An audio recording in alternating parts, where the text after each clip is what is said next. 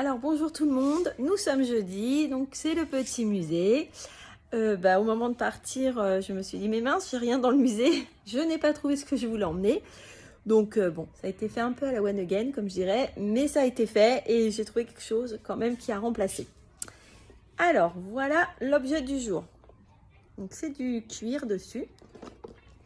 Alors ils m'ont dit que c'est une boîte pour ranger les CD, que c'est un portefeuille. Je dis c'est un peu lourd quand même quand on va faire ses courses de partir avec sa boîte. Que c'est une boîte à bijoux, que c'est une boîte pour ranger des billes, que c'est une boîte pour de la couture, pour ranger des choses de couture. On m'a dit aussi des tissus. Une boîte à crayons, donc une trousse, une boîte à musique, un tas-crayon. Donc là j'ai été un peu surprise, mais bon, je note tout. Une boîte pour ranger ses jouets.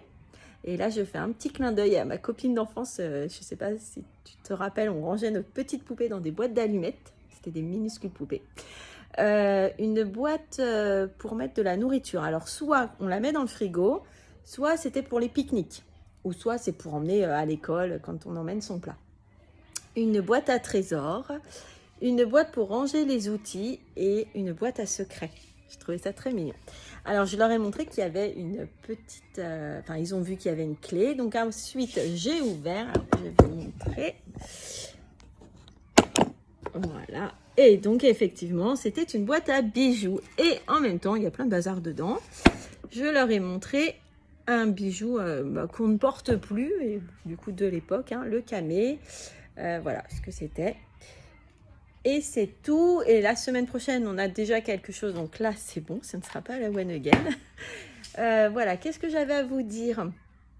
J'ai une élève qui reproduit l'aqualand de Nomo. Donc, je trouve ça super mignon. Vous avez vu la leçon sur les adjectifs. Donc, je vais vous avez vu la maison. D'ailleurs, elle est là-bas. Je vais vous montrer rapidement. Et je vais sortir l'affiche qui va avec. Mais je ne l'ai pas encore fait. Donc, voilà nos maisons. Alors, je ne peux pas tourner la caméra, donc c'est pas très pratique. Donc voilà nos maisons, et du coup là avec la devanture qui s'enlève un peu, il faut que je remette du scotch, il faut que je fasse la poussière sur la devanture. Quelle joie.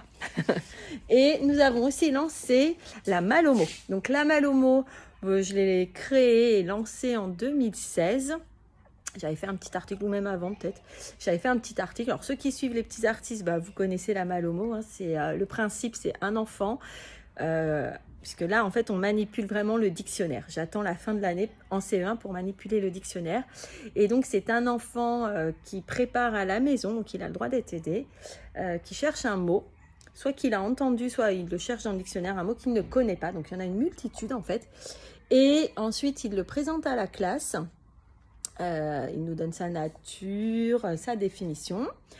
Ensuite, on a un cahier de la Malomo, et ça, je vais vous le publier, dans lequel on dessine, on met en dessin la définition, et puis on crée ensemble une phrase exemple. Donc là, nous avons eu un éthylomètre. Donc maintenant, tous les enfants de la classe savent ce qu'est un éthylomètre. Donc là, pour l'instant, on fait ça tous les mardis. Je vais être un peu just en timing, donc je pense que je rajouterai on fera 2 fois par semaine après les vacances. Et puis à la fin de l'année, je crée un puzzle avec ça. Bon, ça c'est pareil, je vous le publierai. Vous avez dû voir celui de l'année dernière. J'avais autre chose à dire sur la Malomo, mais je ne sais plus. Bon, bref, c'est la récré. Je vais me faire ma petite pause. Eh bien, bonne journée à tous et à la semaine prochaine pour le musée. Et bon week-end.